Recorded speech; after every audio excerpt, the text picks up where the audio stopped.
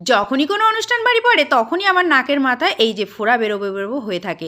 এবারেও সেরকমই হয়েছে, বিয়েবাড়ির সময়তেও এর আগে হয়েছিল, আর এবারেও দেখো নাকের মাথাটা ফোঁড়া উঠবে মনে হচ্ছে, লাল হয়ে গেছে আর ব্যথা ব্যথা করছে। তো আমার বরকে বলছিলাম আর হাসাহাসি করছিলাম একটু।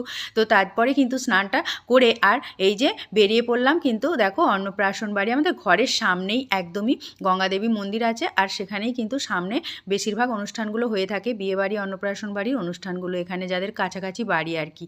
তো তারপরেই দেখো খেতে বসে পড়েছি, আর খেতে বসতেই বরমশাই আমার পাশে আছে, দেখতেই পেয়েছো এখানে বড় একটা চিকেন চপ নয়, এটা হচ্ছে মাছের চপ। মাছের চপটা মুখে দিতেই কিন্তু একদম আর্ধেকটা মানে চলে এসছে মুখে, আর সেটাকে খেতে পারলাম না। তারপরে আবার হাত দিয়ে ধরে ছোট ছোট করে টুকরো করে খেলাম, কারণ অত বড়টা একবারে খাওয়াটা সম্ভব ছিল না।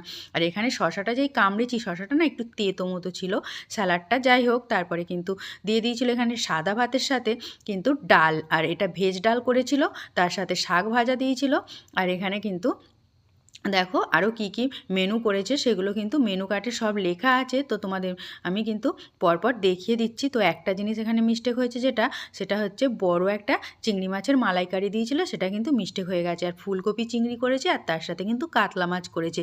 আর হ্যাঁ, এই যে পোলাও করেছিল, পোলাও, আর তারপরে কিন্তু এই যে নানা রকম পায়েস, চাটনি, মিষ্টি, আর তার সাথে পাঁপড় দিয়েছিল, রসগোল্লা। আর এই যে দেখো আইসক্রিম আর জোয়ানটা নিয়ে চলে এসেছি। এই দেখো আমাদের ঘর থেকে দেখা যাচ্ছে একদমই সামনে, দেখেছো তো? তো ওই যে আমার বরমশাই এসে ড্রেস পাল্টেও ফেলেছে, আর সামনে দাঁড়িয়েছিল রাস্তার, তো বাড়ির দিকে আসছে। আর এদিকে মানে অনলাইন এই যে অর্ডার দেওয়া ছিল ডগের এই বক্সটা, ডগে আমাদের যে ওর নাম পমপম রেখে এখন কিন্তু হয়েছে পিকু।